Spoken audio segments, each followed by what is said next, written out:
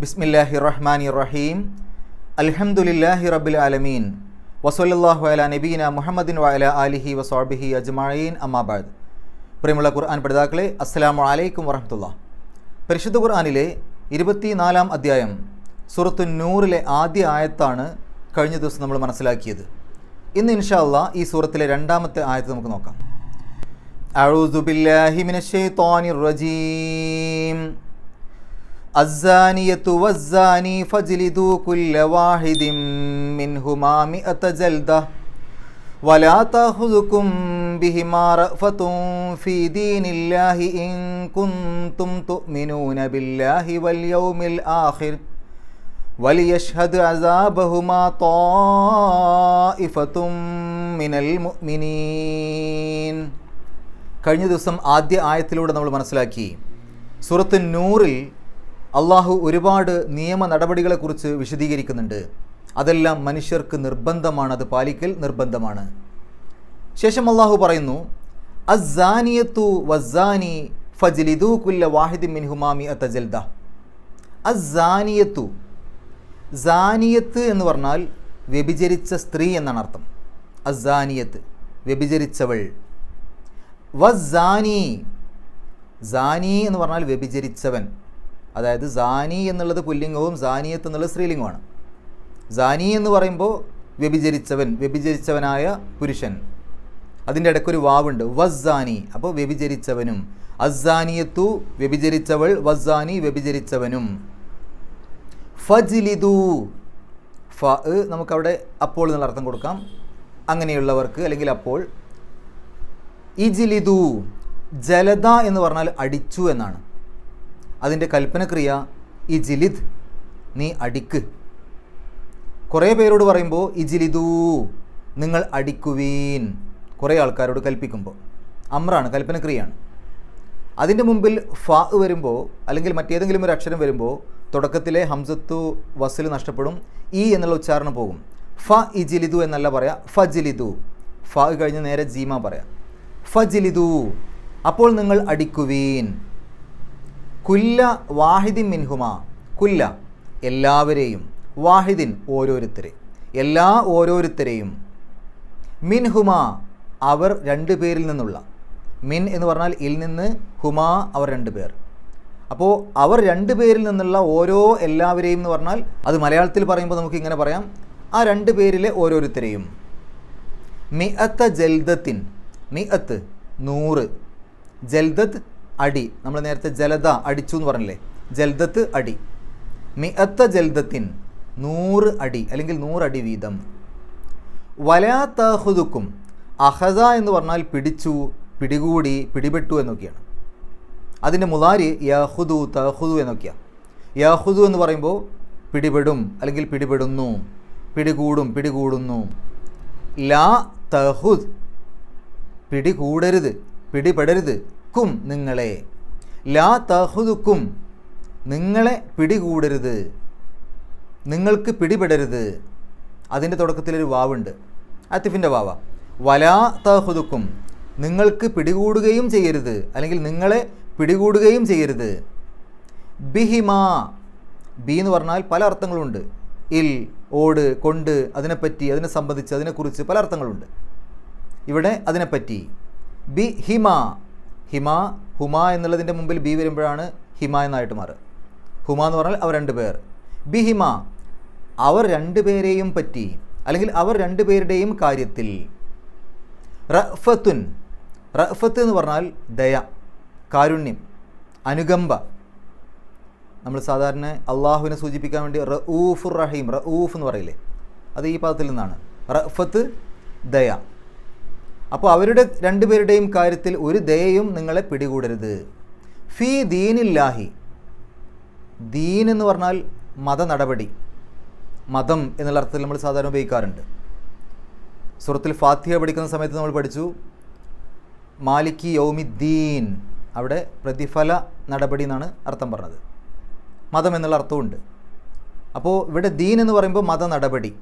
ദീനുല്ലാഹി, അള്ളാഹുവിൻ്റെ മത നടപടി. ഫീ ദീനില്ലാഹി, അള്ളാഹുവിൻ്റെ മത നടപടിയിൽ. അള്ളാഹുവിൻ്റെ മത നടപടികൾ നടപ്പിലാക്കുന്ന കാര്യത്തിൽ നിങ്ങൾക്ക് യാതൊരു ദയയും ഉണ്ടാവരുത്. ഇൻ കുന്തും, കാന ആണ് ആകുന്നു, കുന്തും നിങ്ങൾ ആണ് നിങ്ങളാകുന്നു. കാനയുടെ കൂടെ അൻതും എന്ന് ചേർക്കുമ്പോഴാണ് കുന്തും എന്നായിട്ട് മാറുക. നിങ്ങൾ ആണ് നിങ്ങളാകുന്നു. ഇൻ കുന്തും, ഇൻ എന്ന് പറയുന്നത് ഒരു ഷർത്തിന് നിബന്ധനയ്ക്ക് വേണ്ടിയിട്ട്. അങ്ങനെയാണെങ്കിൽ നമ്മൾ ഇംഗ്ലീഷിൽ ഈഫ് എന്നൊക്കെ പറയില്ലേ, എങ്കിൽ. ഇൻ കുന്തും നിങ്ങൾ ആണെങ്കിൽ, നിങ്ങളായിരുന്നെങ്കിൽ, നിങ്ങളാകുന്നുവെങ്കിൽ. തുഅ്മിനൂന ആമന വിശ്വസിച്ചു, യുഅ്മിനു തുഅ്മിനു എന്നൊക്കെ പറയുമ്പോൾ വിശ്വസിക്കുന്നു എന്നുള്ള അർത്ഥം കിട്ടുക. യുഅ്മിനു എന്നാകുമ്പോൾ അവൻ വിശ്വസിക്കും, അവൻ വിശ്വസിക്കുന്നു. തുഅ്മിനു ആകുമ്പോൾ നീ വിശ്വസിക്കും, നീ വിശ്വസിക്കുന്നു.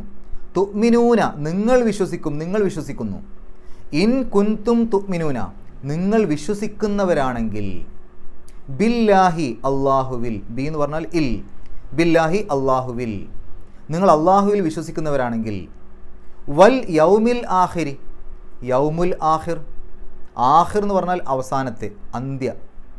യൗമ് ദിവസം, യൗമുൽ ആഖിരി അന്ത്യനാൾ, അവസാനത്തെ ദിവസം. അപ്പോൾ വൽ യൗമിൽ ആഖിരി അന്ത്യനാളിലും, അള്ളാഹുവിലും. ബില്ലാഹി വൽ യൗമിൽ ആഖിരി അള്ളാഹുവിലും അന്ത്യനാളിലും. വൽ യഷ്ഹദ്, അത് ശരിക്ക് തുടക്കത്തിലൊരു വാവ്, പിന്നെ ലീ എന്നുണ്ട്, പിന്നെ യഷ്ഹദു എന്നുണ്ട്. എല്ലാം കൂടെ ചേർത്ത് പറയുമ്പോൾ വൽ യഷ്ഹദ് എന്നാണ് പറയുക. ഷഹിദ എന്ന് പറഞ്ഞാൽ സാക്ഷ്യം വഹിച്ചു. യഷ്ഹദു സാക്ഷ്യം വഹിക്കും, സാക്ഷ്യം വഹിക്കുന്നു. അതിനു മുമ്പിൽ ലീ വരുമ്പോൾ ലി യഷ്ഹദ് സാക്ഷ്യം വഹിക്കട്ടെ. വൽ യഷ്ഹദ് സാക്ഷ്യം വഹിക്കുകയും ചെയ്യട്ടെ. അസാബഹുമാ, അസാബ് ശിക്ഷ, അസാബഹുമാ അവരുടെ രണ്ടുപേരുടെയും ശിക്ഷയുടെ കാര്യത്തിൽ, അവരുടെ രണ്ടുപേരുടെയും ശിക്ഷയ്ക്ക് സാക്ഷ്യം വഹിക്കുകയും ചെയ്യട്ടെ. ആര്? ത്വാഇഫത്തുൻ, ത്വാഇഫത്ത് എന്ന് പറഞ്ഞാൽ ഒരു സംഘം, ഒരു കൂട്ടം. ത്വാഇഫത്തുൻ ഒരു വിഭാഗം, ഒരു സംഘം, ഒരു കൂട്ടം. മിനൽ മുഅ്മിനീൻ ആമന വിശ്വസിച്ചു, മുഅ്മിൻ വിശ്വാസി, മുഅ്മിനൂൻ വിശ്വാസികൾ. മിൻ എന്ന് വരുമ്പോൾ മുഅ്മിനൂൻ എന്നുള്ളത് മുഅ്മിനീൻ എന്നായിട്ട് മാറും. മിനൽ മുഅ്മിനീൻ വിശ്വാസികളിൽപ്പെട്ട, അല്ലെങ്കിൽ വിശ്വാസികളിൽ നിന്നുള്ള. ത്വാഇഫത്തും മിനൽ മുഅ്മിനീൻ വിശ്വാസികളിൽ നിന്നുള്ള ഒരു സംഘം, അല്ലെങ്കിൽ വിശ്വാസികളിൽപ്പെട്ട ഒരു സംഘം. ഒന്നിച്ചായത്തിൻ്റെ അർത്ഥം പറയുമ്പോൾ അസ്സാനിയത്തു വസ്സാനി ഫജ്ലിദൂ കുല്ല വാഹിദിൻ മിൻഹുമാ മിഅത ജൽദ. വ്യഭിചരിച്ച ഒരു പുരുഷനെയാവട്ടെ, വ്യഭിചരിച്ച ഒരു സ്ത്രീയെ ആവട്ടെ, നിങ്ങൾ അവരെ 100 അടി അടിക്കുവീൻ. അവരിൽപ്പെട്ട ഓരോരുത്തരെയും, ആ രണ്ടുപേരിൽപ്പെട്ട ഓരോരുത്തരെയും നിങ്ങൾ 100 അടി അടിക്കുവീൻ. വലാ തഖുദുക്കും ബിഹിമാ റഅഫത്തും ഫീ ദീനില്ലാഹി ഇൻ കുൻതും തുഅ്മിനൂന ബില്ലാഹി വൽ യൗമിൽ ആഖിർ. നിങ്ങൾ അള്ളാഹുവിലും അന്ത്യനാളിലും വിശ്വസിക്കുന്നവരാണെങ്കിൽ അവരുടെ ആ ഒരു ശിക്ഷ നടപ്പാക്കുന്ന കാര്യത്തിൽ നിങ്ങൾക്ക് യാതൊരു ദയയും ഉണ്ടാവരുത്. വൽ യഷ്ഹദ് അസാബഹുമാ ത്വാഇഫത്തു മിനൽ മുഅ്മിനീൻ. സത്യവിശ്വാസികളിൽപ്പെട്ട ഒരു സംഘം ആളുകൾ ആ ശിക്ഷ നടപ്പാക്കുന്ന സമയത്ത് അവിടെ ഹാജരുണ്ടാവട്ടെ, അതിന് സാക്ഷ്യം വഹിക്കട്ടെ. ഇനി നമുക്ക് വിശദീകരണത്തിലേക്ക് പോകാം. ഇവിടെ ഒരുപാട് കാര്യങ്ങൾ നമ്മൾ ഈ ഒരു ആയത്തും ഇനി വരുന്ന ആയത്തുകളുമായി ബന്ധപ്പെട്ട് മനസ്സിലാക്കാനുണ്ട്. ഇൻഷാ അല്ലാഹ് അടുത്ത ഏതാനും ആയത്തുകളോട് കൂടിയാണ് വിശദീകരണം പൂർത്തിയാവുള്ളൂ. അസ്സാനിയത്തു വസ്സാനി ഫജ്ലിദു കുല്ല വാഹിദ് മിൻഹുമാ മിഅത ജൽദ. ഒരു വ്യഭിചരിച്ച പുരുഷനെയാവട്ടെ സ്ത്രീയെയാവട്ടെ നിങ്ങൾ 100 അടി അടിക്കണമെന്നാണ് ആദ്യ ഭാഗത്ത് പറയുന്നത്.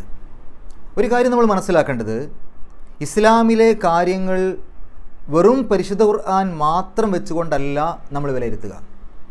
പരിശുദ്ധ ഖുർആൻ അള്ളാഹു നൽകിയ കാര്യങ്ങളാണ്. നബി സല്ലല്ലാഹു അലൈഹി വസല്ലമ നമുക്ക് ജീവിച്ച് കാണിച്ചു തന്ന കാര്യങ്ങളും അള്ളാഹു പറഞ്ഞ കാര്യങ്ങൾ തന്നെയാണ്. എന്ന് പറഞ്ഞാൽ അള്ളാഹു നബി സല്ലല്ലാഹു അലൈഹി വസല്ലമയ്ക്ക് വഹയിലൂടെ ഇറക്കിക്കൊടുത്ത മുഴുവൻ കാര്യങ്ങളും പരിശുദ്ധ ഖുർആനിലില്ല. പല കാര്യങ്ങളും വഹയായിട്ട് ഇറക്കിക്കൊടുത്തത് നബി സല്ലല്ലാഹു അലൈഹി വസല്ലമ നമുക്ക് ജീവിതത്തിലൂടെ കാണിച്ചു തന്നിരിക്കുകയാണ്. അപ്പോൾ അള്ളാഹു എന്തൊക്കെയാണ് നബി സല്ലല്ലാഹു അലൈഹി വസല്ലമയ്ക്ക് ഇറക്കിക്കൊടുത്തത് എന്ന് പൂർണ്ണമായിട്ട് മനസ്സിലാകണമെങ്കിൽ പരിശുദ്ധ ഖുർആനും പഠിക്കണം, ഹദീസുകളും പഠിക്കണം. രണ്ടും മനസ്സിലാക്കണം. നബി സല്ലല്ലാഹു അലൈഹി വസല്ലമയുടെ ചര്യ, ഹദീസ് എന്ന് പറയുമ്പോൾ നബി സല്ലല്ലാഹു അലൈഹി വസല്ലമ എങ്ങനെയാണ് ജീവിച്ച് മാതൃക കാണിച്ചു തന്നത്, അല്ലെങ്കിൽ എങ്ങനെയാണ് അനുവാദങ്ങൾ കൊടുത്തത്, അല്ലെങ്കിൽ എങ്ങനെയാണ് ചെയ്യാൻ കൽപ്പിച്ചത്, ഇതൊക്കെ ഹദീസുകളാണ്, നബി സല്ലല്ലാഹു അലൈഹി വസല്ലമയുടെ ജീവിതചര്യകളാണ്. അപ്പോൾ ഇത് രണ്ടും കൂടി ചേർന്നാലേ നമുക്ക് പൂർണ്ണമായ രൂപത്തിൽ ഇസ്ലാമിനെ മനസ്സിലാക്കാൻ പറ്റുള്ളൂ. ഇവിടെ ഈ ഒരു ആയത്തിൽ പറയുന്ന കാര്യങ്ങൾ ഇത് കല്യാണം കഴിക്കാത്ത, വിവാഹം നടക്കാത്ത 2 പേരുടെ വ്യഭിചാരത്തിൻ്റെ കാര്യത്തിലാണ്. വ്യഭിചാരം എന്ന് പറയുമ്പോൾ അവിഹിതമായ രൂപത്തിൽ വിവാഹം കഴിക്കാത്ത 2 പേർ, വിവാഹം കഴിക്കാത്ത എന്നുള്ളത് വളരെയധികം ശ്രദ്ധിക്കണം. അതായത് ശരിയായ ഇസ്ലാം പറയുന്ന രൂപത്തിൽ വിവാഹം കഴിക്കാത്ത, ഏതെങ്കിലും തരത്തിൽ വിവാഹം കഴിച്ചു എന്ന് പറഞ്ഞാൽ പോരാ, അല്ലെങ്കിൽ ആ നാട്ടു നടപ്പനുസരിച്ച് എന്തെങ്കിലും ചെയ്ത് കൂട്ടിയിട്ട് വിവാഹം കഴിച്ചു എന്ന് പറഞ്ഞാൽ പോരാ. ഇസ്ലാം പറയുന്ന വിവാഹത്തിൻ്റെ ഒരു രൂപമുണ്ട്. അതിന് 2 സാക്ഷികൾ വേണം, സ്ത്രീയുടെ ഭാഗത്തുനിന്ന് വലിയ വേണം, ആ കല്യാണം കഴിക്കുന്ന ചെറുപ്പക്കാരൻ വേണം. ഇതവിടെ നിർബന്ധ ഘടകങ്ങളാണ്. അപ്പോൾ ഈ രൂപത്തിൽ അവിടെ ഒരു നിക്കാഹ് നടന്നിട്ടുണ്ടെങ്കിൽ അതാണ് കല്യാണം. ആ തരത്തിൽ കല്യാണം നടന്നിട്ടില്ലാത്ത 2 പേർ അവർ വ്യഭിചരിച്ചുവെങ്കിൽ, അവർ തെറ്റായ രൂപത്തിൽ ലൈംഗിക ബന്ധത്തിൽ ഏർപ്പെട്ടുവെങ്കിൽ അത് പൂർണ്ണമായ രൂപത്തിലുള്ള ലൈംഗിക ബന്ധം. അതല്ലാത്ത തരത്തിൽ ഏതെങ്കിലും ലൈംഗിക ബന്ധത്തിലേക്ക് എത്തുന്നതിന് മുമ്പുള്ള മറ്റുള്ള ഏതെങ്കിലും തരത്തിലുള്ള സ്പർശനമോ മറ്റൊന്നുമല്ല. പൂർണ്ണമായി നമ്മൾ ലൈംഗിക ബന്ധം എന്നുള്ള രൂപത്തിലുള്ള ലൈംഗിക ബന്ധത്തിലേക്ക് തന്നെ എത്തണം. അങ്ങനെയാണെങ്കിൽ അവർക്കുള്ള ശിക്ഷയാണ് പറയുന്നത്, അവരെ 2 പേരെയും നിങ്ങൾ 100 അടി അടിക്കുവീൻ എന്നാണ്. എന്നാൽ വിവാഹം നടന്നിട്ടുണ്ട് എങ്കിൽ, ആ വിവാഹം നടന്നതിന് ശേഷമാണ് അവരങ്ങനെ ചെയ്യുന്നതെങ്കിൽ അവർക്കുള്ള ശിക്ഷ എറിഞ്ഞു കൊല്ലലാണ്. അതൊക്കെ നമുക്ക് ഹദീസുകളിൽ നിന്ന് മനസ്സിലാക്കാൻ സാധിക്കും. ആ രൂപത്തിൽ നബി സല്ലല്ലാഹു അലൈഹി വസല്ലം മാതൃക കാണിച്ചു തന്നിട്ടുണ്ട്. ഇനി ആ തരത്തിൽ നടക്കുമ്പോൾ തന്നെ ഒരുപാട് നിബന്ധനകൾ പാലിക്കാനുണ്ട്. ആ നിബന്ധനകളിലേക്ക് മറ്റൊക്കെ ഇൻഷാ അല്ലാഹ് നമുക്ക് വരാം. ആദ്യം ഈ ആയത്തിൻ്റെ പെട്ടെന്നുള്ള വിശദീകരണം പറയാം. അപ്പോൾ അവരെ നിങ്ങൾ 100 അടി അടിക്കുവീൻ. അങ്ങനെ അത് നടപ്പാക്കുന്ന സമയത്ത് നിങ്ങൾക്ക് യാതൊരു ദയയും, അള്ളാഹുവിൻ്റെ നിയമ നടപടികളാണ് നടപ്പിലാക്കുന്നത്, അതുകൊണ്ട് തന്നെ അത് നടപ്പിലാക്കുന്ന കാര്യത്തിൽ നിങ്ങൾക്ക് യാതൊരു തരത്തിലുള്ള ദയയും തോന്നരുത്. അങ്ങനെ പറയാനും കാരണങ്ങളുണ്ട്. പലപ്പോഴും സ്വന്തത്തിൽപ്പെട്ട ആളുകളെ രക്ഷപ്പെടുത്താനുള്ള ശ്രമം പല ഭാഗത്തുനിന്നും ഉണ്ടാവാറുണ്ട്, ഉണ്ടായിക്കൊണ്ടിരിക്കുന്നുണ്ട് പല കാര്യങ്ങളിലും. നബി സല്ലല്ലാഹു അലൈഹി വസല്ലമയുടെ കാലത്തും ഒരു വലിയ തറവാട്ടിലേക്ക് അല്ലെങ്കിൽ പണക്കാരായിട്ടുള്ള ആളുകളിൽ നിന്നുള്ള ആളുകളൊക്കെ തെറ്റുകൾ ചെയ്യുമ്പോൾ അവരെ രക്ഷപ്പെടുത്താനുള്ള പല ശ്രമങ്ങളും നടത്തും. ആ രൂപത്തിൽ നബി സല്ലല്ലാഹു അലൈഹി വസല്ലമയുടെ അടുത്തേക്ക് ഒരിക്കൽ ഒരാളെ പറഞ്ഞയച്ചിട്ടുണ്ട്. പ്രമാണിമാരുടെ കൂട്ടത്തിൽപ്പെട്ട ഒരാൾ തെറ്റ് ചെയ്ത സമയത്ത് അവരെ രക്ഷപ്പെടുത്താൻ വേണ്ടിയിട്ട് ഉള്ള ശ്രമങ്ങൾ നടന്നു. നബി സല്ലല്ലാഹു അലൈഹി വസല്ലം ചോദിച്ചത്, അള്ളാഹു നിശ്ചയിച്ചിട്ടുള്ള ആ ഒരു നിയമ നടപടിയിൽ അതിൽ നിങ്ങൾ വക്കാലത്തിന് വന്നിരിക്കുകയാണോ എന്നുള്ള രൂപത്തിൽ അവരെ തിരിച്ചയക്കുകയാണ് ചെയ്തത്, ഓടിച്ചുവിടുകയാണ് ചെയ്തത്, ദേഷ്യപ്പെടുകയാണ് ചെയ്തത്. അപ്പോൾ ആരാവട്ടെ ചെയ്തത്, തെറ്റ് ചെയ്തത് പണക്കാരനാവട്ടെ പാവപ്പെട്ടവരനാവട്ടെ ഏതാൾ ചെയ്താലും അവർക്കെല്ലാവർക്കും തുല്യനീതി, ഒരേപോലെയുള്ള ശിക്ഷയാണ് നടപ്പിലാക്കേണ്ടത്. അതല്ലാതെ പണക്കാർ തെറ്റ് ചെയ്തു കഴിഞ്ഞാൽ അതിനെ മൂടിവെക്കുക, അല്ലെങ്കിൽ അതിനെ രക്ഷപ്പെടുത്താൻ വക്കാലത്തുമായിട്ട് ആളുകൾ ചെല്ലുക, അവർക്ക് ശുപാർശ നടത്താൻ ആളുകൾ ചെല്ലുക, പാവപ്പെട്ട ആളുകൾ ശിക്ഷ അനുഭവിക്കുക, അങ്ങനെയല്ല. അവരുടെ കാര്യത്തിൽ, നിങ്ങളുടെ കുടുംബത്തിൽപ്പെട്ട ആളുകളാണെങ്കിൽ പോലും അവരുടെ കാര്യത്തിൽ നിങ്ങൾക്ക് ഒരു ദയ ഉണ്ടാവരുതെന്ന് പറഞ്ഞാൽ അത് നടപ്പിലാക്കുന്ന കാര്യത്തിൽ നിങ്ങൾ ഒരിക്കലും ഒരു വീഴ്ച വരുത്തരുത്. അതെൻ്റെ സ്വന്തം കുടുംബത്തിലുള്ള ആളാണല്ലോ, എങ്ങനെയെങ്കിലും അതിനെ ഒന്ന് ഒളിപ്പിച്ചു വെക്കണം, അല്ലെങ്കിൽ എങ്ങനെയെങ്കിലും അത് ഇല്ലാതാക്കണം എന്നുള്ളതിന് വേണ്ടി തെറ്റായ ശ്രമങ്ങൾ നടത്തരുത്. മനസ്സിൽ സങ്കടം തോന്നും, മനസ്സിൽ ദയ തോന്നും, പക്ഷേ ആ ദയ കാരണം നിയമ നടപടികൾ നടപ്പിലാക്കാതിരിക്കരുത് എന്നാണ് പറഞ്ഞത്. ദയ തോന്നരുത് എന്ന് പറഞ്ഞാൽ അർത്ഥം ആ നിയമ നടപടികൾ നടപ്പിലാക്കുന്ന കാര്യത്തിൽ നിങ്ങൾ വീഴ്ച വരുത്തരുത് എന്നാണ്. അല്ലാതെ മനുഷ്യന് സ്വാഭാവികമായിട്ടും സ്വന്തം കുടുംബത്തിലെ ആളുകളൊക്കെ ആണെങ്കിൽ വിഷമം ഉണ്ടാവും, വേദന ഉണ്ടാവും, അത് സ്വാഭാവികമാണ്. പക്ഷേ അതിൻ്റെ പേരിൽ നിയമ നടപടികൾ നടപ്പിലാക്കുന്ന കാര്യത്തിൽ നിങ്ങൾ വീഴ്ച വരുത്തരുത്. നിങ്ങൾ അള്ളാഹുവിലും അന്ത്യനാളിലും വിശ്വസിക്കുന്നവരാണെങ്കിൽ, അള്ളാഹുവിൽ വിശ്വസിച്ച പല ആളുകളും അന്ത്യനാളിൽ വിശ്വസിക്കാത്തവരായിട്ട് പണ്ടുണ്ട് എന്നുണ്ട്. അപ്പോൾ അള്ളാഹുവിലും അന്ത്യനാളിലും വിശ്വസിക്കുന്നവരാണ് യഥാർത്ഥ മുസ്ലിങ്ങൾ. അങ്ങനെയുള്ളവരാണ് നിങ്ങളെങ്കിൽ നിങ്ങൾക്കൊരിക്കലും ഈ ഒരു അബദ്ധം സംഭവിക്കരുത്. ഇത്തരം ആളുകളെ രക്ഷപ്പെടുത്താൻ വേണ്ടി തെറ്റായ ശ്രമങ്ങൾ നടത്തരുത്. വൽ യഷ്ഹദ് അസാബഹുമാ ത്വായിഫത്തു മിനൽ മുഅ്മിനീൻ. മാത്രമല്ല ആ ശിക്ഷ നടപ്പാക്കുന്നത് പരസ്യമായിട്ടായിരിക്കണം. അവിടെ സത്യവിശ്വാസികളിൽ നിന്നുള്ള ഒരു സംഘം ആളുകൾ അവിടെ സന്നിഹിതരാവണം, അവിടെ ഉണ്ടായിരിക്കണം. അല്ലാതെ ആരും കാണാതെ ഒളിപ്പിച്ചു കൊണ്ടുപോയി ശിക്ഷ നടപ്പിലാക്കുകയല്ല വേണ്ടത്. അത് ആ ഒരു തെറ്റ് പിന്നീട് ആവർത്തിക്കാതിരിക്കുവാനും അതുപോലെ തന്നെ അത്രയും ഗുരുതരമായ ഒരു തെറ്റാണ് എന്നുള്ള കാര്യം ആളുകൾക്ക് ബോധ്യം വരാനും ഒക്കെ വേണ്ടിയിട്ട് ആ ശിക്ഷ നടപ്പാക്കുന്നത് പരസ്യമായിട്ടായിരിക്കണം. അല്ലെങ്കിൽ പലപ്പോഴും പിന്നീട് അത് നടപ്പിലാക്കിയിട്ടുണ്ടാവില്ല, അവരെ ചിലപ്പോൾ ഒളിപ്പിച്ചതായിരിക്കും എന്നൊക്കെ പല സംസാരങ്ങളും വരും. അപ്പോൾ അത് നടപ്പിലാക്കിയിട്ടുണ്ട് എന്ന് എല്ലാവർക്കും ഉറപ്പാവണം. മാത്രമല്ല അങ്ങനെ ഒരു തെറ്റ് പിന്നീട് ഒരാൾക്ക് ചെയ്യാൻ തോന്നുകയും അരുത്. ഇത് സൂറത്തുൻ നിസായിലെ 15-16 ആയത്തുകളിലൂടെ ആദ്യം ഇത്തരം കാര്യത്തിന് ഒരു ചെറിയ രൂപത്തിലുള്ള ശിക്ഷയുടെ സൂചന നൽകിയിട്ടുണ്ട്. അതായത് വ്യഭിചരിച്ച സ്ത്രീയാണെങ്കിൽ അവളെ ആ സ്ഥലത്ത്, ആ വീട്ടിൽ കാലാകാലം അവിടെ പിടിച്ചു വെക്കണം, ബന്ധനസ്ഥയാക്കണം, പുറത്തു വിടാൻ പാടില്ല. ആ രൂപത്തിലൊരു ശിക്ഷ. പുരുഷനാണെങ്കിൽ ആ പുരുഷനെ പീഡിപ്പിക്കണം, അവന് ശിക്ഷ നൽകണം. പക്ഷേ ഏത് രൂപത്തിലാണ് പീഡിപ്പിക്കേണ്ടത് എന്ന് അവിടെ വ്യക്തമായിട്ട് പറഞ്ഞിട്ടില്ല. പക്ഷേ അവിടെ സൂചനയുണ്ട് അതിന് അള്ളാഹുവിൻ്റെ അടുത്ത് നിന്ന് വ്യക്തമായൊരു മാർഗദർശനം വരുന്നത് വരെ എന്ന്. അപ്പോൾ എന്തോ ആ ഒരു വിശദീകരണം പിന്നീട് വരും എന്നുള്ള കാര്യം അവിടെ തന്നെ പറയുന്നുണ്ട്. അതാണ് ശരിക്ക് ഈ സൂറത്തിൽ വന്ന വളരെ കൃത്യമായ നിയമ നടപടികൾ. ഇനി നമുക്ക് ഒന്നും കൂടെ വിശദീകരണത്തിലേക്ക് വരാം. നമ്മൾ നേരത്തെ സൂചിപ്പിച്ചു, വിവാഹം യഥാർത്ഥ രൂപത്തിൽ ഇസ്ലാം പറഞ്ഞ രൂപത്തിൽ വിവാഹം നടന്ന ഒരു സ്ത്രീയും പുരുഷനുമാണ് വ്യഭിചരിക്കുന്നതെങ്കിൽ അവർക്കുള്ള ശിക്ഷ എറിഞ്ഞു കൊല്ലലാണ്. ഇനി അതിൽ ഒരാൾ വിവാഹം കഴിച്ച ആളും മറ്റൊരാൾ വിവാഹം കഴിക്കാത്ത ആളുമാണെങ്കിൽ ആ വിവാഹം കഴിഞ്ഞ ആൾക്ക് എറിഞ്ഞു കൊല്ലലാണ്, വിവാഹം കഴിക്കാത്ത ആൾക്ക് 100 അടിയാണ്. അപ്പോൾ ശിക്ഷകൾ നടപ്പിലാക്കുമ്പോൾ ആ ആളെയാണ് നോക്കുക. അയാൾ കല്യാണം കഴിച്ചിട്ടുണ്ടെങ്കിൽ, ഒരാൾ വിവാഹം കഴിച്ച ആളും ഒരാൾ വിവാഹം കഴിക്കാത്ത ആളാണെങ്കിൽ 2 പേർക്കും 2 തരം ശിക്ഷയായിരിക്കും ഉണ്ടാവുക. 2 പേരും വിവാഹം കഴിക്കാത്തവരാണെങ്കിൽ ആ 2 പേർക്കും 100 അടി വീതമാണ് ഉണ്ടാവുക. ഇനി ആ 100 അടി അടിക്കുന്നിടത്തും പെട്ടെന്ന് നടപ്പിലാക്കാനൊന്നും പറ്റില്ല. 4 സാക്ഷികൾ വേണം. ആലോചിച്ച് നോക്കണം, 4 സാക്ഷികൾ അവർ നേരിട്ട് ഒരേപോലെ കാര്യങ്ങൾ കാണണം. അതല്ലാതെ ഒരാൾ ഒരു പ്രാവശ്യം എന്തോ കണ്ടു, വേറൊരാൾ വേറൊരു സ്ഥലത്ത് വെച്ച് മറ്റെന്തോ കണ്ടു, അങ്ങനെയല്ല. ഒരേ കാര്യത്തെപ്പറ്റി 4 പേര് സാക്ഷ്യം വഹിക്കണം. ഈ 4 സാക്ഷികളും സാക്ഷ്യം വഹിക്കാൻ യോഗ്യതയുള്ളവരായിരിക്കണം. നാട്ടിൽ പല തെറ്റുകളും അതുപോലെ ഏഷണയും പരദൂഷണമൊക്കെ പറഞ്ഞ് അങ്ങനെ നടക്കുന്ന, തെറ്റായ രൂപത്തിൽ ജീവിക്കുന്ന ഏതെങ്കിലും 4 ആളായാൽ പോരാ. ആ 4 ആളുകളും വിശ്വസ്തരായിരിക്കണം, സത്യസന്ധരായിരിക്കണം. മാത്രമല്ല അത് 4 പേര് നേരിട്ട് കാണണം, പറഞ്ഞത് കേട്ടാൽ പോരാ. ജഡ്ജി ആണെങ്കിൽ പോലും അയാൾ ഒറ്റയ്ക്ക് കണ്ടാൽ പോരാ, 4 സാക്ഷികൾ വേണം, അയാളടക്കം പിന്നെ 3 പേരും കൂടെ വേണം. ഇനി അഥവാ 3 പേര് വന്ന് സാക്ഷ്യം പറയുകയാണ്, ഞങ്ങൾ 3 പേര് കണ്ടു, ആ 3 പേർക്കും ശിക്ഷ കിട്ടുക ചെയ്യുക. ആ 3 പേരെയും 80 അടി അടിക്കുക ചെയ്യുക. അത് അടുത്ത ക്ലാസ്സിൽ നമുക്ക് പറയാം. അപ്പോൾ സാക്ഷികൾ 4 ഉണ്ടെങ്കിലേ ഇത് പറയാൻ തന്നെ പറ്റുള്ളൂ. അവിടെയും വേറൊരു കാര്യമുണ്ട്. അഥവാ സാക്ഷികൾ 4 പേരില്ല എങ്കിൽ ഈ സംഗതി മൂടി വെക്കണം, ആരോടും പറയാൻ പാടില്ല, പുറത്തു പറയാതെ ഒളിപ്പിച്ചു വെക്കണം. അപ്പോൾ പരമാവധി ഈ ശിക്ഷ നടപ്പിലാകാതിരിക്കാനാണ് സാധ്യത. പക്ഷേ 4 സാക്ഷികളൊക്കെ ഉണ്ടായിട്ടും ഈ രൂപത്തിൽ 2 പേര് ചെയ്യുകയാണെങ്കിൽ, അല്ലെങ്കിൽ ഇത് 2 പേര് ചെയ്യുന്നത് 4 പേര് നേരിട്ട് കാണുകയാണെങ്കിൽ അത് ആ സമൂഹത്തിൽ വളരെ ഗുരുതരമായ പ്രശ്നങ്ങൾ ഉണ്ടാകാനുള്ള സാധ്യതയുണ്ട്. അതുകൊണ്ട് തന്നെ അതിന് ആ തരത്തിലുള്ള ശിക്ഷ നടപ്പിലാക്കാൻ അവിടെ ഗവൺമെൻറ് ബാധ്യസ്ഥമാണ്.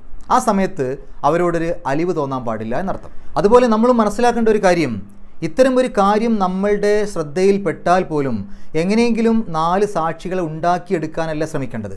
എങ്ങനെയെങ്കിലും അത് ആരും അറിയാതെ അത് ഒളിപ്പിച്ചു വെക്കാനാണ് നമ്മൾ ശ്രമിക്കേണ്ടത്. ഒരാളുടെ പോരായ്മ, ഒരാൾ ചെയ്ത തെറ്റ്, അതും അള്ളാഹുവും അയാളും തമ്മിലായിക്കോട്ടെ എന്നുള്ള രൂപത്തിൽ നമ്മൾ അതിനെ മറച്ചു വെക്കുകയാണ് ചെയ്യേണ്ടത്. അങ്ങനെയാണെങ്കിൽ നമ്മുടെ തെറ്റുകൾ അള്ളാഹു മറച്ചു വെക്കും. അതേസമയം ഒരു കൂട്ടം ആളുകൾ ഒന്നിച്ചതങ്ങ് കണ്ടു, ആ ഒരു സന്ദർഭത്തിൽ പിന്നെ പറയാതിരിക്കാൻ കഴിയില്ലല്ലോ, എല്ലാവരും കണ്ടതല്ലേ. അതേസമയത്ത് നമ്മൾ മാത്രം അറിഞ്ഞൊരു സംഗതിക്ക് എങ്ങനെയെങ്കിലും ആളെ കൂട്ടാനല്ല നോക്കേണ്ടത്. അത് സോഷ്യൽ മീഡിയയിലും വാട്സപ്പിലും ഇൻസ്റ്റഗ്രാമിലും ഫേസ്ബുക്കിലും പോസ്റ്റ് ഇട്ടിട്ട് അയാൾ അങ്ങനെ ഒരു തെറ്റ് ചെയ്യുന്നവനാണ്, അല്ലെങ്കിൽ തെറ്റ് ചെയ്യുന്നത് ഞാൻ കണ്ടു, അല്ലെങ്കിൽ തെറ്റ് ചെയ്യാൻ വേണ്ടി പോയത് കണ്ടു, വരുന്നത് കണ്ടു എന്ന രൂപത്തിലൊക്കെ പറഞ്ഞ് ഏതൊരു മതക്കാരനാവട്ടെ ആരാവട്ടെ അയാളുടെ പോരായ്മകൾ ജനമധ്യത്തിൽ തുറന്നു കാണിക്കുന്നവനല്ല യഥാർത്ഥ മുസ്ലിം. അത് അടച്ചു വെക്കുന്നവനാണ്, അത് ഒളിപ്പിച്ചു വെക്കുന്നവനാണ് യഥാർത്ഥ മുസ്ലിം. അതുകൊണ്ട് ആളുകളുടെ പോരായ്മകൾ നമ്മൾ അറിഞ്ഞാലും അതിന് എങ്ങനെയെങ്കിലും അതിനെ ഒളിപ്പിച്ചു വെക്കാൻ പറ്റുകയാണെങ്കിൽ അതാണ് നല്ല കാര്യം. അങ്ങനെയാണ് നമ്മൾ ചെയ്യേണ്ടത്. ഇനി 4 സാക്ഷികൾ വേണമെന്ന് പറഞ്ഞല്ലോ. ഒരാൾ സ്വയം കുറ്റം സമ്മതിക്കുകയാണെങ്കിൽ സാക്ഷികളുടെ ആവശ്യമില്ല എന്നാണ് പണ്ഡിതന്മാരുടെ അഭിപ്രായം. അതുപോലെ തന്നെ ഗർഭിണിയായി കഴിഞ്ഞാൽ, തെറ്റായ രൂപത്തിൽ ഗർഭിണിയായി കഴിഞ്ഞാൽ, വിവാഹം കഴിക്കാത്ത ഒരാൾ ഗർഭിണിയായി കഴിഞ്ഞാൽ, അങ്ങനെയാണെങ്കിൽ അവർ ആ ഒരു കുറ്റം സമ്മതിക്കുകയാണെങ്കിൽ അവർക്കും ശിക്ഷ നടപ്പിലാക്കാം. സമ്മതിക്കുകയാണെങ്കിൽ എന്ന് പറയാൻ കാരണം ചിലപ്പോൾ അവരുടെ സമ്മതത്തോടു കൂടിയല്ലാതെ പീഡനങ്ങൾ നടന്നിട്ടുണ്ടാവാം. പീഡനം നടക്കുകയാണെങ്കിൽ ആ പീഡനത്തിൽ അവൾക്ക് പങ്കില്ല, കാരണം അതൊരു ആക്രമണമാണ്, അതൊരു ബലാത്സംഗമാണ്. അപ്പോൾ അവിടെ ശിക്ഷ നടപ്പിലാക്കാൻ പാടില്ല അവൾക്ക്. അതേസമയത്ത് ആ വ്യക്തിയെ കിട്ടിക്കഴിഞ്ഞാൽ, ആ വ്യക്തിയെ കുറ്റം സമ്മതിച്ചു കഴിഞ്ഞാൽ അയാളെ ശിക്ഷയ്ക്ക് വിധേയമാക്കാം. ഒന്ന് ആലോചിച്ച് നോക്കൂ, ഈ 4 സാക്ഷികളൊക്കെ ഇങ്ങനൊരു കാര്യത്തിന് കിട്ടുമോ? വളരെ വളരെ വളരെ അപൂർവമായിരിക്കും അല്ലേ? അതുകൊണ്ട് തന്നെ ഈ ഒരു ശിക്ഷ നടപ്പിലാകാതിരിക്കാനാണ് കൂടുതൽ സാധ്യത. പലപ്പോഴും ഇസ്ലാമിനെ വിമർശിക്കുന്ന ആളുകൾ വളരെ മൃഗീയമായിട്ട് എറിഞ്ഞു കൊല്ലൽ എന്നൊക്കെ പറയുന്ന സമയത്ത് വളരെ മോശമായ രൂപത്തിൽ തരം താഴ്ന്ന ഒരു മതം എന്നുള്ള രൂപത്തിൽ കാണിക്കാറുണ്ട്. ആലോചിച്ച് നോക്കണം, ഈ ഒരു ശിക്ഷ വലിയ ശിക്ഷ തന്നെയാണ്. പക്ഷേ അത്രയും വലിയ ശിക്ഷ നടപ്പിലാക്കാൻ പെട്ടെന്ന് കഴിയില്ല. ഒരാൾ വന്നിട്ട് ഞാൻ കണ്ടു, 2 പേര് തമ്മിൽ വ്യഭിചരിക്കുന്നത് കണ്ടു എന്ന് പറഞ്ഞാൽ നേരെ അയാളെ എറിഞ്ഞു കൊല്ലാൻ കഴിയില്ല. ഏറ്റവും ആദ്യം അതൊരു ഇസ്ലാമിക ഭരണകൂടത്തിന് മാത്രമേ ചെയ്യാൻ പറ്റുള്ളൂ. ഒരു ഇസ്ലാമിക ഭരണം അവിടെ ഉണ്ടാവണം.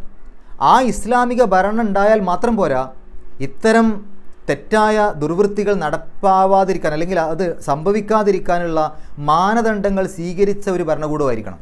വെറും പേരിന് ഇസ്ലാമിക ഭരണകൂടം ഉണ്ടായിട്ട് കാര്യമില്ല. അവിടെ സ്ത്രീക്കും പുരുഷനും തെറ്റായ രൂപത്തിൽ ജീവിക്കാതിരിക്കാൻ വേണ്ട സംവിധാനങ്ങൾ അവരൊരുക്കണം, ആ ഗവൺമെൻറ് ഒരുക്കണം.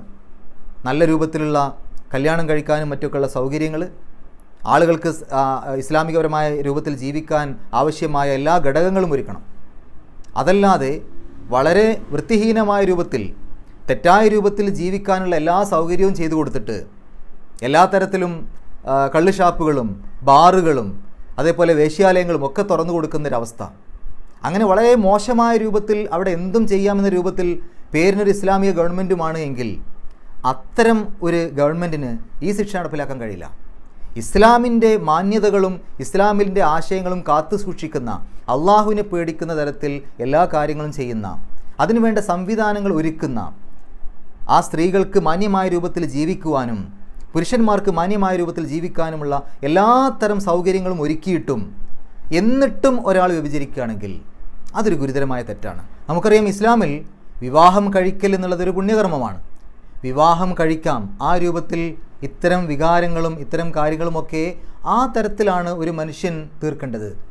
ഇനി അതിലൂടെ സംതൃപ്തി ലഭിക്കുന്നില്ലെങ്കിൽ സ്ത്രീക്കാവട്ടെ പുരുഷനാവട്ടെ ആ വിവാഹത്തിൽ നിന്ന് വേർപ്പെടാം, വിവാഹമോചനം നടത്താം. സ്ത്രീക്ക് സംതൃപ്തി കിട്ടുന്നില്ലെങ്കിൽ ആ സ്ത്രീക്ക് വിവാഹമോചിതയാവാം. അങ്ങനെ അത് വിവാഹം കഴിഞ്ഞതല്ലേ, അങ്ങനെ സഹിച്ച് മുന്നോട്ട് പോകേണ്ടതില്ല, അവൾക്കതിൽ നിന്ന് വിവാഹമോചനം നേടാം. അതുപോലെ തന്നെ വിവാഹം കഴിഞ്ഞവർക്കുള്ള ശിക്ഷ എന്നൊക്കെ പറയുമ്പോൾ വിവാഹം കഴിഞ്ഞ് നിക്കാഹ് മാത്രം കഴിഞ്ഞാൽ പോരാ, അവർ തമ്മിൽ ആ ഒരു ഭാര്യാഭർത്തൃ ബന്ധത്തിൽ ഏർപ്പെടണം, ലൈംഗിക ബന്ധം ഉണ്ടാവണം. അതിനുശേഷമാണ് അവർ വ്യഭിചരിക്കുന്നതെങ്കിൽ അപ്പോഴാണ് അവർക്ക് ഈ ഒരു കല്യാണം കഴിഞ്ഞവർക്കുള്ള അല്ലെങ്കിൽ എറിഞ്ഞു കൊല്ലൽ എന്നുള്ള ശിക്ഷ നടപ്പിലാക്കേണ്ടതുള്ളൂ എന്നതാണ് പണ്ഡിതന്മാർ അഭിപ്രായപ്പെട്ടിട്ടുള്ളത്. വിവാഹം ചെയ്യാത്ത ആളുകളാണ് വ്യഭിചരിച്ചതെങ്കിൽ അവർക്ക് 100 അടി അടിക്കുന്നതിന് പുറമെ 1 വർഷം മറ്റൊരു നാട്ടിലേക്ക് നാടുകടത്തൽ കൂടി വേണം എന്ന് അഭിപ്രായപ്പെട്ട പണ്ഡിതന്മാരുണ്ട്. എന്നാൽ സ്ത്രീകളുടെ കാര്യത്തിൽ അങ്ങനെ നാടുകടത്തേണ്ടി വന്നാൽ അത് വേണോ വേണ്ടേ എന്നുള്ള കാര്യത്തിലൊക്കെ പല അഭിപ്രായങ്ങളുണ്ട്. വേണമെന്ന് പറയുന്നവർ തന്നെ അതിൻ്റെ കൂടെ ഒരു മഹറമായിട്ടുള്ള ഒരാൾ ആ സ്ത്രീയുടെ കൂടെ പോകണം എന്നൊക്കെ അഭിപ്രായപ്പെടുന്നുണ്ട്. ഏതായാലും ചില പണ്ഡിതന്മാരുടെ അഭിപ്രായങ്ങളാണതൊക്കെ. അതുപോലെ തന്നെ വിവാഹം കഴിഞ്ഞതിന് ശേഷമാണെങ്കിൽ എറിഞ്ഞു കൊല്ലലാണല്ലോ ശിക്ഷ, അതിൻ്റെ കൂടെ തന്നെ നാടുകടത്തൽ അല്ലെങ്കിൽ നാടുകടത്തിയതിന് ശേഷമാണ് എറിഞ്ഞു കൊല്ലേണ്ടത്, 1 വർഷത്തേക്ക് നാടുകടത്തണം പിന്നീടാണ് എറിഞ്ഞു കൊല്ലേണ്ടത് എന്ന രൂപത്തിലും ചില പണ്ഡിതന്മാർക്ക് അഭിപ്രായമുണ്ട്. എന്നാൽ ഇതൊരു വളരെ ന്യൂനപക്ഷം പണ്ഡിതന്മാർക്ക് മാത്രമാണ് ഇത്തരം അഭിപ്രായങ്ങളുള്ളത്. ഇനി ഇസ്ലാമിലുള്ള ഈ ഒരു ശിക്ഷ അത് ഖുർആനിൽ എറിഞ്ഞു കൊല്ലൽ ഇല്ലാത്തത് കൊണ്ട്, അല്ലെങ്കിൽ ഖുർആനിൻ്റെ ആയത്തിലൂടെയല്ല, അത് നബിചര്യയിലൂടെയാണ് വന്നത്. അതുകൊണ്ട് തന്നെ ഖുർആനിലെ ആയത്തിൽ അതില്ലല്ലോ എന്ന് പറഞ്ഞുകൊണ്ട് അത് ഇസ്ലാമിൽ അങ്ങനെ ഒരു എറിഞ്ഞു കൊല്ലലില്ല, അത് പണ്ടുണ്ടായിരുന്നൊരു സമ്പ്രദായം മാത്രമാണ് എന്ന രൂപത്തിൽ അഭിപ്രായപ്പെട്ട വളരെ ന്യൂനപക്ഷം ചില പണ്ഡിതന്മാരും ഉണ്ട്. എല്ലാം അറിഞ്ഞിരിക്കാൻ വേണ്ടി സൂചിപ്പിച്ചു എന്ന് മാത്രം. ഇനി എത്രത്തോളം ഈ രൂപത്തിലുള്ള ശിക്ഷകൾ നടപ്പിലാക്കേണ്ടി വരാറുണ്ടെന്ന് ആലോചിച്ച് നോക്കൂ. നബി സല്ലല്ലാഹു അലൈഹി വസല്ലമയുടെ കാലത്ത് 3 or 4 സംഭവങ്ങളാണ് ഉണ്ടായത്, നടപ്പിലാക്കേണ്ടി വന്നത്. 3 മുസ്ലിങ്ങളുടെ ഇടയിലും 1 അമുസ്ലിങ്ങളുടെ ഇടയിലും. അത് അമുസ്ലിങ്ങളുടെ ഇടയിൽ എന്നുള്ളത് അവരുടെ നിയമപ്രകാരം അവരോട് ചോദിച്ചിട്ട് തന്നെ അവരുടെ വേദഗ്രന്ഥ പ്രകാരം നടപ്പിലാക്കിയതാണ്. പിന്നെ ഇതിൽ തന്നെ ഈ നടപ്പിലാക്കുന്ന സമയത്ത് പരമാവധി അതിൽ നിന്ന് അത് നടപ്പിലാക്കാതിരിക്കാനാണ് നബി സല്ലല്ലാഹു അലൈഹി വസല്ലം ശ്രദ്ധിച്ചിട്ടുള്ളത്. പലപ്പോഴും ഇത്തരം കാര്യങ്ങളുമായിട്ട് എന്നെ ഈ രൂപത്തിൽ ശിക്ഷിക്കണമെന്ന് പറഞ്ഞ് വന്ന ആളുകളെപ്പോലും നബി സല്ലല്ലാഹു അലൈഹി വസല്ലം മടക്കി അയക്കാനാണ് ശ്രമിച്ചിട്ടുള്ളത്. നമുക്കറിയാം 1-2 സംഭവങ്ങളൊക്കെ. നബി സല്ലല്ലാഹു അലൈഹി വസല്ലമയുടെ അടുത്തേക്ക് ഒരു സ്ത്രീ വന്നപ്പോൾ അത് തോന്നിയതായിരിക്കും, നീ പോയിട്ട് തൗബ ചെയ്യുക, അങ്ങനെയൊന്നും ഉണ്ടായിട്ടുണ്ടാവില്ല, അത് നിനക്ക് തോന്നിയതായിരിക്കും, അല്ലെങ്കിൽ ആ രൂപത്തിൽ നടന്നിട്ടുണ്ടാവില്ല എന്നൊക്കെ പറഞ്ഞിട്ട് മടക്കി അയച്ചു. വീണ്ടും അവർ വന്നിട്ട് മുമ്പ് മറ്റൊരാളെ മടക്കി അയച്ചതുപോലെ നിങ്ങൾ എന്നെയും മടക്കി അയക്കുവാണോ, അത് സംഭവിച്ചിട്ടുണ്ട്, എന്നെ ശിക്ഷ നടപ്പിലാക്കണം, എനിക്ക് ഇവിടുന്ന് ആ ശിക്ഷ എത്ര വലുതാണെങ്കിലും കുഴപ്പമില്ല, നാളെ പരലോകത്തേക്ക് എനിക്കത് കൊണ്ടുപോകാൻ കഴിയില്ല, നാളെ പരലോകത്ത് അള്ളാഹുവിൻ്റെ ശിക്ഷ എനിക്ക് ഏറ്റുവാങ്ങാൻ കഴിയില്ല, അതുകൊണ്ട് ഇവിടുന്ന് എനിക്കതിൻ്റെ ആ ശിക്ഷ ഏറ്റുവാങ്ങണമെന്ന് പറഞ്ഞപ്പോൾ അത് നീ ഒന്നും കൂടെ ആലോചിച്ച് നോക്ക്, ചിലപ്പോൾ തോന്നിയതായിരിക്കും എന്നൊക്കെ പറഞ്ഞ് വീണ്ടും വീണ്ടും എത്ര പറഞ്ഞിട്ടും അത് കേൾക്കാതെ വന്നപ്പോൾ, അങ്ങനെയാണെങ്കിൽ നീ ഗർഭിണിയാണെന്ന് തെളിയട്ടെ, അങ്ങനെ ഗർഭിണിയാണെന്ന് തെളിഞ്ഞതിന് ശേഷം പിന്നെ വന്ന സമയത്ത് നീ പ്രസവിക്കട്ടെ, എന്നിട്ട് വാ എന്ന് പറഞ്ഞു. പ്രസവിച്ച് വന്നപ്പോൾ പറഞ്ഞു കുട്ടിക്ക് 2 വർഷം പാല് കൊടുക്ക്, അതിനുശേഷം വാ എന്ന് പറഞ്ഞു. അങ്ങനെ അതിനുശേഷം വന്നപ്പോഴും വീണ്ടും പറഞ്ഞു നീ ഒന്നുകൂടെ അത് ഉറപ്പിക്കണം, അത് ആ രൂപത്തിൽ തന്നെയാണോ അല്ലേ എന്നുള്ള കാര്യങ്ങളൊക്കെ ചോദിച്ച അവസാനം നിവൃത്തിയില്ലാത്ത രൂപത്തിൽ അവർ അതിൽ തന്നെ പിടിച്ചു നിന്നപ്പോൾ എനിക്ക് ആ ശിക്ഷ വേണം എന്ന് പിടിച്ചു നിന്നപ്പോഴാണ് നടപ്പിലാക്കിയത്. ഇതൊന്നും ആരും അറിയുന്നില്ല, ഇതൊന്നും ആരും പറയുന്നില്ല. ആകെ പറയുന്നത് ഇസ്ലാമിലെ നിയമങ്ങൾ വളരെ കാടത്തമാണെന്നാണ്. ഇനി ഇത് നടപ്പിലാക്കുന്ന രാജ്യങ്ങളിൽ ഇത്തരം തെറ്റുകളുടെ അളവ് വളരെ കുറവാണ് നമുക്ക് മനസ്സിലാക്കാൻ സാധിക്കും. ഇത് നടപ്പിലാക്കാത്ത നാടുകളിൽ ഇത് വളരെ കൂടുതലുമാണ്. മാത്രമല്ല എല്ലാ മതഗ്രന്ഥങ്ങളും അല്ലെങ്കിൽ എല്ലാ മതവിഭാഗങ്ങളും ഈ ഒരു രൂപത്തിലുള്ള വ്യഭിചാരത്തെ ഒരു വലിയ നീചകൃത്യമായിട്ട് തന്നെയാണ് കാണുന്നത്. അതിൽ മാത്രമല്ല എല്ലാ മതഗ്രന്ഥങ്ങളും ഇതിനെ ശിക്ഷിക്കണമെന്ന് പറയുന്നുണ്ട്. ആ ശിക്ഷ ഏത് രൂപത്തിലാകണമെന്നുള്ള കാര്യത്തിൽ മാത്രമാണ് അഭിപ്രായ വ്യത്യാസമുള്ളത്. ഈ ഒരു ആധുനിക കാലത്ത് വന്ന ഏതാനും ചില ആളുകൾ അവർ സ്വന്തം ശരീരമാണ്, എൻ്റെ ശരീരം എനിക്കിഷ്ടമുള്ള പോലെ ചിലവാക്കാം എന്ന രൂപത്തിൽ പറഞ്ഞുകൊണ്ട് വരുന്ന ചില ആളുകൾ ഒഴികെ ബാക്കി എല്ലാവരും ഇതൊരു നീചകൃത്യമായി കാണുന്നവരാണ്. ഇനി എൻ്റെ ശരീരം എൻ്റെ ഇഷ്ടം പോലെ ചിലവാക്കാം, എൻ്റെ ഇഷ്ടം പോലെ ഉപയോഗിക്കാം എന്ന് പറയുന്ന ആളുകളുടെ ഉള്ളിൽ പോലും അവരുടെ മനസ്സാക്ഷി പോലും അവരോട് പറയുന്നുണ്ട് അതൊരു തെറ്റാണ്. കാരണം പിന്നീട് അവർ ആ ഒരു അവസ്ഥയിൽ നിന്ന് മാറിയ ആളുകളൊക്കെ പിന്നീട് അവരുടെ അനുഭവം പങ്കുവെക്കുന്നുണ്ട്, മനസ്സാക്ഷി കുത്ത് അവർക്കുണ്ട്. ഏതായാലും ഈ ഒരു തരത്തിൽ വളരെ നീചമായ ഇത്തരം കാര്യത്തിന് അള്ളാഹു നിശ്ചയിച്ച ശിക്ഷ ഇതാണ്. വ്യഭിചാരത്തെക്കുറിച്ച് നബി സല്ലല്ലാഹു അലൈഹി വസല്ലം പറഞ്ഞത് അത് 6 കാര്യങ്ങൾക്ക് കാരണമാകുമെന്നുള്ളതാണ്. 3 കാര്യങ്ങൾ ഈ ലോകത്തും 3 കാര്യങ്ങൾ പരലോകത്തും. ഈ ലോകത്ത് അത് ഒരു മനുഷ്യൻ്റെ ലാവണ്യം നശിപ്പിക്കും, ദാരിദ്ര്യം വിളിച്ചു വരുത്തും, ആ വ്യക്തിയുടെ ആയുസ് കുറക്കും. പരലോകത്ത് അള്ളാഹുവിൻ്റെ ക്രോധത്തിന് കാരണമാകും, വളരെ വലിയ വിചാരണ നേരിടേണ്ടി വരും, നരകത്തിന് കാരണമാകും. അങ്ങനെ 3 കാര്യങ്ങൾ ഇവിടെയും 3 കാര്യങ്ങൾ പരലോകത്തും. പരിശുദ്ധ ഖുർആനിൽ അള്ളാഹു ഏറ്റവും നല്ല ഇബാദുർ റഹ്മാൻ എന്നുള്ള രൂപത്തിൽ അറിയപ്പെടുന്ന ആളുകളുടെ ലക്ഷണമായിക്കൊണ്ട് പറഞ്ഞ സമയത്ത് അവർ ഷിർക്ക് ചെയ്യൂല, അള്ളാഹുവിൽ പങ്കു ചേർക്കൂല. 2 അവർ കൊലപാതകം നടത്തൂല. 3-മതായി കൊണ്ട് പറഞ്ഞത് അവർ വ്യഭിചരിക്കൂല എന്നുള്ളതാണ്. അതുപോലെ തന്നെ അള്ളാഹു പറഞ്ഞു ലാ തഖ്റബു സിന, നിങ്ങൾ വ്യഭിചാരത്തോട് അടുക്കരുത് എന്ന്. കാരണം വ്യഭിചാരത്തോട് അടുത്താൽ പിന്നീട് അതിലേക്ക് എത്താൻ സാധ്യതയുണ്ട്. അതുകൊണ്ട് വ്യഭിചരിക്കാൻ കാരണമാകുന്ന തരത്തിൽ നിങ്ങൾ അങ്ങനെ ഒരു സാഹചര്യത്തിലേക്ക് തന്നെ പോകരുത്, അതിലേക്ക് നിങ്ങൾ അടുക്കരുത് എന്നാണ് പറഞ്ഞത്. ഇത് ചില കാര്യങ്ങളൊക്കെ അതിലേക്ക് അടുക്കരുത് എന്ന് പറയുമ്പോൾ അടുത്തു കഴിഞ്ഞാൽ പിന്നീട് പെട്ടെന്ന് അതിലേക്ക് എത്തിപ്പെടും. അതുകൊണ്ട് വളരെയധികം സൂക്ഷിക്കണമെന്നാണ് അവിടെ പറഞ്ഞത്. നോക്കൂ, ഈ ഒരു ആയത്തിൻ്റെ തുടക്കത്തിൽ അസ്സാനിയത്തു, വ്യഭിചരിച്ചവളായ സ്ത്രീയെയാണ് ആദ്യം പറഞ്ഞത്. അതിനെക്കുറിച്ചും ഖുർആൻ വ്യാഖ്യാതാക്കൾ പറയുന്നുണ്ട്, ഈ ഒരു കാര്യത്തിൽ ഏറ്റവും കൂടുതൽ സൂക്ഷ്മത പാലിക്കേണ്ടത് സ്ത്രീയാണ്. ഒരു സ്ത്രീ അവളുടെ സൗന്ദര്യം ഭർത്താവിനും അതുപോലെ അത് കാണാൻ അർഹതയുള്ളവർക്കും മാത്രം കാണിച്ചു കൊടുക്കുകയാണെങ്കിൽ, അവളുടെ സംസാരം നിയന്ത്രിക്കുകയാണെങ്കിൽ, പുരുഷന്മാരോടൊക്കെ കൊഞ്ചിക്കൊഴിഞ്ഞുള്ള സംസാരവും അവരുടെ ഇടയിലൂടെയുള്ള നടത്തമൊക്കെ ഒരു മാന്യമായ രൂപത്തിൽ വസ്ത്രധാരണ രീതിയൊക്കെ സ്വീകരിച്ചുകൊണ്ടാണ് നടക്കുന്നത് എങ്കിൽ ഇത് ഒരു പരിധിവരെ ഇതിന് പരിഹാരമാകും. അതുകൊണ്ട് സ്ത്രീകളാണ് ഏറ്റവും കൂടുതൽ ഈ ഒരു കാര്യത്തിൽ ശ്രദ്ധ വെക്കേണ്ടത്, സൂക്ഷ്മത പാലിക്കേണ്ടത്. അത് സൂചിപ്പിക്കാനാണ് തുടക്കത്തിൽ തന്നെ അസ്സാനിയത്തു, സ്ത്രീയെ പറഞ്ഞത് എന്നാണ് മുഫസ്സിരീങ്ങൾ അഭിപ്രായപ്പെട്ടുള്ളത്. നമുക്ക് മനസ്സിലാക്കാൻ സാധിക്കും, ഇന്നത്തെ ഈ ഒരു കാലഘട്ടങ്ങളിൽ സ്ത്രീകളുടെ വസ്ത്രധാരണ രീതി, അല്പവസ്ത്രധാരിണികളായിട്ടുള്ള സ്ത്രീകൾ വ്യക്തമായ രൂപത്തിൽ കഴുത്തും തലയൊന്നും മറക്കാതെ വളരെയധികം മറ്റുള്ള ആളുകളുടെ മുമ്പിൽ തുറന്നിട്ടുകൊണ്ട് നടക്കുന്ന സ്ത്രീകൾ എണ്ണം കൂടിക്കൊണ്ടിരിക്കുകയാണ് എല്ലാ സമൂഹത്തിലും, ഇസ്ലാം വിശ്വാസികളിൽ പോലും. അപ്പോൾ ഇതൊക്കെ മറ്റുള്ള രോഗങ്ങൾ മനസ്സിലുള്ള ആളുകൾക്ക് പെട്ടെന്ന് ഇങ്ങനെയുള്ള തെറ്റുകളിലേക്ക് എത്തിച്ചേരാൻ കാരണമാവും. അതുകൊണ്ട് സ്ത്രീകളാണ് ആ കാര്യത്തിൽ ഏറ്റവും കൂടുതൽ ശ്രദ്ധിക്കേണ്ടത്. സ്ത്രീകളുടെ മുഖമക്കനകൾ അത് മാറിടത്തിലൂടെ താഴ്ത്തിയിടട്ടെ എന്ന് പറഞ്ഞാൽ, മുഖമക്കന എന്ന് പറയുന്നൊരു സംഗതി തലമുടി മാത്രം മറക്കാനുള്ളതല്ല, അല്ലെങ്കിൽ കഴുത്ത് മാത്രം മറക്കാനുള്ളതല്ല, അത് മാറിടം കൂടി മറക്കാനുള്ളതാണ്. ആ രൂപത്തിൽ അവരവരുടെ വസ്ത്രധാരണ രീതി ശ്രദ്ധിക്കണമെന്നർത്ഥം. പുരുഷനോട് കണ്ണുകൾ താഴ്ത്താൻ പറഞ്ഞു, ദൃഷ്ടികൾ താഴ്ത്താൻ വേണ്ടി പറഞ്ഞു. കാരണം ഒരു പുരുഷനെ സംബന്ധിച്ചിടത്തോളം അവൻ്റെ വലിയൊരു പരീക്ഷണം എന്നുള്ളത് കണ്ണാണ്. നോട്ടത്തിലൂടെ, കാഴ്ചയിലൂടെ തന്നെ പുരുഷന്മാർക്ക് അവർക്ക് പലതരത്തിലുള്ള തെറ്റായ ചിന്തകളും വരും, വികാരങ്ങൾ വരും. എന്നാൽ ഒരു സ്ത്രീയെ സംബന്ധിച്ചിടത്തോളം കാഴ്ചയിലൂടെ വികാരം വരിക, അല്ലെങ്കിൽ ആ ഒരു കാഴ്ചയിലൂടെ തെറ്റായ ചിന്തകൾ വരിക എന്നുള്ളത് കുറച്ചേ ഉണ്ടാവുള്ളൂ, അളവിൽ കുറവാണെന്നർത്ഥം.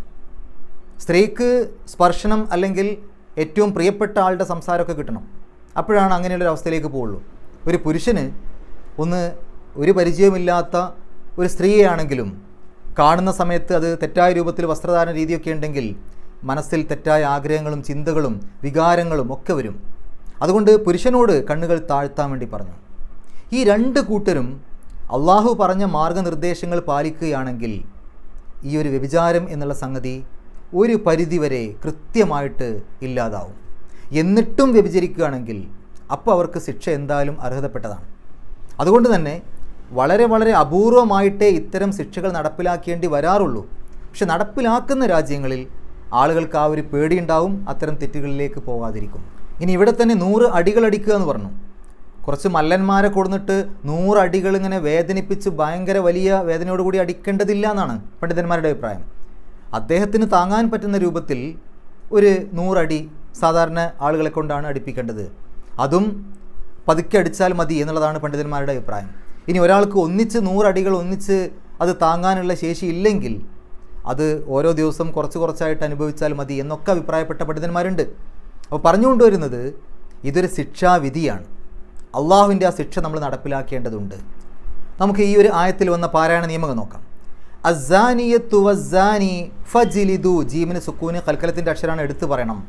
ഫജ്ലിദു കുല്ല വാഹിദിൻ മിൻഹുമ, അവിടെ വാഹിദിൻ എന്നുള്ളതിൻ്റെ അവസാനം തൻവീൻ, അതിനുശേഷം മീമിൻ്റെ മുമ്പ് തൻവീൻ വരുമ്പോൾ തൻവീനിനെ മീമിലേക്ക് ലയിപ്പിക്കണം, മണിക്കണം. ഇദ്ഗാം ബിഗുന്ന. വാഹിദിൻ മിൻഹുമ, മീമിന് ശബ്ദിട്ടിട്ട് മണിക്കുന്ന പോലെ പാരായണം ചെയ്താൽ മതി.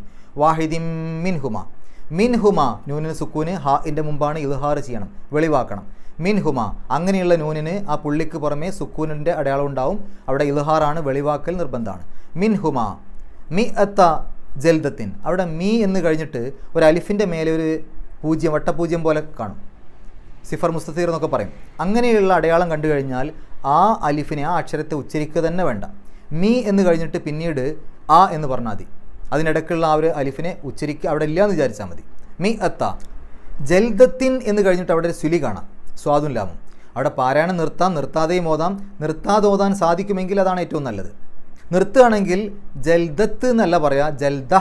അവിടെ സുക്കൂനുള്ള ഹ ആണെന്ന് വിചാരിക്കുക, എന്നിട്ട് ജൽദ എന്ന് പറഞ്ഞിട്ടാണ് നിർത്തുക. വലാ തഹുദുക്കും ബിഹിമ, അവിടെ മീമിന് ശേഷം ബാ വന്നു. മീമിന് ശേഷം ബാ വരുമ്പോൾ അവിടെ നിന്ന് മണിക്കണം. നമ്മൾ സാധാരണ ഇഖ്ലാബ് പറയില്ലേ, അതേപോലെ. അപ്പോൾ തഹുദുക്കും ബിഹിമ. റഫത്തും ഫി, അവിടെ ഫാഇൻ്റെ മുമ്പ് തെൻവീന് വന്നു.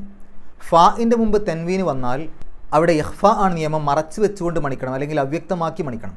അപ്പോൾ റഫത്തുൻ എന്ന് പറയില്ല, റഫത്തും ഫി, ആ നൂനിനെ അവ്യക്തമാക്കുക. ഫി ദീനില്ലാഹി, അള്ളാഹു എന്നുള്ള പദത്തിൻ്റെ തൊട്ട് മുമ്പ് കെസറുൽ അക്ഷരം വന്നു, ദീനി, അതുകൊണ്ട് ഇല്ല എന്നാ പറയുക. ദീനില്ലാ എന്ന് പറയില്ല, ദീനില്ലാഹി. ഇൻ കുന്തും, 2 നൂനുകൾ കണ്ടില്ലേ, ഒന്ന് കാഫിൻ്റെ മുമ്പാണ്, ഒന്ന് താഇൻ്റെ മുമ്പാണ്. രണ്ടിടത്തും ഇഖ്ഫ ആണ് നിയമം, മറച്ചു വെക്കുക അല്ലെങ്കിൽ അവ്യക്തമാക്കുക, എന്നിട്ട് മണിക്കുക. അപ്പോൾ ഇൻ കുന്തും തുഅ്മിനൂന ബില്ലാഹി, അവിടെയും അള്ളാഹു എന്നുള്ളത് ഇല്ല എന്നുള്ള ഉച്ചാരണം, ബില്ലാഹി. വൽ യൗമിൽ ആഖിർ, അവിടെ സിലി കണ്ടു. പാരായണം നിർത്താം, നിർത്താതെയും ഓതാം. നിർത്താതെ ഓതലാണ് ഏറ്റവും നല്ലത്. ശ്വാസം കിട്ടുന്നില്ലെങ്കിൽ അവിടെ നിർത്താം. നിർത്തുകയാണെങ്കിൽ ആ അവസാനത്തെ റാഇന് സുക്കൂൻ ഇട്ടിട്ട് വേണം നിർത്താൻ. അപ്പോൾ ആഹിർ അല്ലെങ്കിൽ ആഹിർ ഇരി എന്നുള്ള ഉച്ചാരണം കൊടുക്കുക. വൽ യഷ്ഹദ്, ദാലിന് സുക്കൂന്, കൽക്കലത്തിൻ്റെ അക്ഷരമാണ്, എടുത്ത് പറയാം. വൽ യഷ്ഹദ്, യഷ്ഹദ്. അസാബഹുമ ത്വാഇഫത്തുൻ, ത്വാ എന്നുള്ള ഒരു നീട്ടൽ മദ്, അതിനുശേഷം ഹംസ, ഇ എന്നുള്ളത് ഹംസയാണ്. അപ്പോൾ മദ്ദും ഹംസയും അടുത്തടുത്ത് വന്നു, ഒരേ പദത്തിൻ്റെ ഉള്ളിലാണ്. നിർബന്ധമാണ് 4-5 അക്ഷരങ്ങളുടെ ദൈർഘ്യം നീട്ടൽ. ത്വാഇഫത്തുൻ, ത്വാഇഫത്തുൻ എന്നുള്ളതിൻ്റെ അവസാനത്തിൽ തൻവീന്, ശേഷം മീമാണ്. നേരത്തെ സൂചിപ്പിച്ച പോലെ ആ തൻവീനിനെ മീമിലേക്ക് ലയിപ്പിക്കുക, മണിക്കുക. ഇദ്ഗാം ബിഗുന്ന. അപ്പോൾ ത്വാഇഫത്തും മിനൽ മുഅ്മിനീൻ, അവസാനത്തെ നൂനിന് സുക്കൂനിടുക. തൊട്ട് മുമ്പത്തെ നീട്ടൽ 6 അക്ഷരങ്ങളുടെ ദൈർഘ്യം വരെ നീട്ടാൻ അനുവാദമുള്ള മദ് ആയത്. നമുക്ക് ഈ ആയത്തൊന്ന് പാരായണം ചെയ്യാം, ശേഷം ഗ്രാമർ പറയാം. അഊസു ബില്ലാഹി മിനശ് ശൈത്വാനിർ റജീം. അസ്സാനിയതു വസ്സാനി ഫജ്ലിദു കുല്ല വാഹിദിൻ മിൻഹുമാ മിഅത ജൽദ വലാ തഖുദുകും ബിഹിമാ റഅഫതുൻ ഫീ ദീനില്ലാഹി ഇൻ കുൻതും തുഅ്മിനൂന ബില്ലാഹി വൽ യൗമിൽ ആഖിർ വൽയശ്ഹദ് അസാബഹുമാ ത്വാഇഫതും മിനൽ മുഅ്മിനീൻ. ഗ്രാമർ നോക്കുകയാണെങ്കിൽ അസ്സാനിയത്തു വസ്സാനി ഫജ്ലിദൂ, നിങ്ങൾ അടിക്കുവീൻ. ആരെ? കുല്ല, എല്ലാവരെയും. അപ്പോൾ ആ കുല്ല എന്നുള്ളത് മഫ്ഊലും ബിഹിയാണ്, അല്ലെങ്കിൽ ഒബ്ജക്റ്റ് ആണെങ്കിൽ കർമാണ്. മഫ്ഊലും ബിഹിക്ക് എപ്പോഴും ഇറാബ് നെസ്ബായിരിക്കും, സാധാരണ ഫത്തഹ കൊണ്ട് അല്ലെങ്കിൽ ഫത്തഹ തൻവീനുണ്ട്. അതുകൊണ്ടാണ് കുല്ല എന്നെഴുതിയത്. ഇനി കുല്ല വാഹിദ് എന്ന് എടുത്തു കഴിഞ്ഞാൽ ആ കുല്ല എന്നുള്ള പദത്തെ വാഹിദിലേക്ക് ചേർത്തു. ഏതിലേക്കാണോ ചേർക്കുന്നത് അതിനെ മുലാഫിൻ ഇലൈഹി എന്ന് പറയും. അപ്പോൾ വാഹിദ് എന്നുള്ളത് മുലാഫിൻ ഇലൈഹിയാണ്. മുലാഫിൻ ഇലൈഹിക്ക് എപ്പോഴും ഇറാബ് ജറായിരിക്കും, സാധാരണ കെസർ കൊണ്ടോ കെസർ തൻവീൻ കൊണ്ടോ. അതുകൊണ്ടാണ് വാഹിദിൻ എന്നെഴുതിയത്. കുല്ല വാഹിദിൻ. മിൻഹുമാമി അത്ത ജൽദത്തിൻ വലാ തഖുദുകും ബിഹിമാ റഅഫത്തും ഫീ ദീനില്ല. ഫീ ദീനില്ലാഹി എന്ന് പറയുമ്പോൾ ഫീ എന്നുള്ളത് ഹർഫ് ജറ. ഫീക്ക് ശേഷം വരുന്ന ഇസ്മുകൾക്ക് ജറ് കിട്ടും, കെസർ കൊണ്ടോ കെസർ തൻവീൻ കൊണ്ടോ സാധാരണഗതിയിൽ. അപ്പോൾ ഇവിടെ ദീൻ എന്നുള്ളതിന് മുമ്പിൽ ഫീ വന്നപ്പോൾ ഫീ ദീനി എന്നായി. ഇനി ആ ദീൻ എന്നുള്ള പദത്തെ അള്ളാഹു എന്നുള്ള പദത്തിലേക്ക് ചേർത്തു. അങ്ങനെ ചേർക്കുമ്പോൾ അള്ളാഹു എന്നുള്ള പദം മുലാഫിൻ ഇലൈഹിയുടെ സ്ഥാനത്താണ്, അതുകൊണ്ട് അതിന് ജെറ് കിട്ടും. അതുകൊണ്ടാണ് അവസാനത്തിൽ കെസറിട്ടത്, ഹി എന്നെഴുതിയത്. ഫീ ദീനില്ലാഹി എന്നെഴുതാൻ കാരണം അതുകൊണ്ടാണ്. ഇൻ കുന്തും തുഅ്മിനൂന ബില്ലാഹി, ബി എന്നുള്ളത് ഹർഫ് ജറാണ്, അതുകൊണ്ടാണ് അള്ളാഹു എന്നുള്ള പദത്തിൻ്റെ അവസാനത്തിൽ ഹി, അവസാനത്തിൽ കെസറിട്ടത് ബി വന്നതുകൊണ്ടാണ്. വൽ യൗമിൽ ആഖിരി, ആ വാവ് അവിടെ വന്നതോടുകൂടി ആ ബി എന്നുള്ളത് അങ്ങോട്ടും ബാധകമാണ്. അപ്പോൾ ശരിക്കും അവിടെ വബിൽ യൗമി എന്ന് എഴുതിയ പോലെയാണ്, ബില്ലാഹി വബിൽ യൗമി എന്നുള്ള പോലെയാണ്. രണ്ടാമത് ബി ആവർത്തിച്ചില്ല എന്ന് മാത്രം, പക്ഷേ അവിടെ ബി ഉണ്ട്, നമ്മൾ മനസ്സിലാക്കണം. അതുകൊണ്ടാണ് യൗമു എന്നെഴുതാതെ യൗമി എന്നെഴുതിയത്. ആ ബി അവിടെ ഉള്ളത് കൊണ്ടാണ്, അതവിടെ ഒളിഞ്ഞിരിക്കുകയാണ്. അതിനാണ് ആ വാവ് ഇട്ടത്. വൽ യഷ്ഹദ്, അത് ശരിക്ക് വാവ് പിന്നെ ലി പിന്നെ യഷ്ഹദു എന്നാണ്. ലി യഷ്ഹദ് എന്നെഴുതുമ്പോൾ അതിൻ്റെ മുമ്പിൽ ഏതെങ്കിലും ഒരു പദം വരികയാണെങ്കിൽ വൽ യഷ്ഹദ് എന്നായിട്ട് അത് മാറും, അല്ലെങ്കിൽ ഫൽ യഷ്ഹദ് എന്നായിട്ട് മാറും.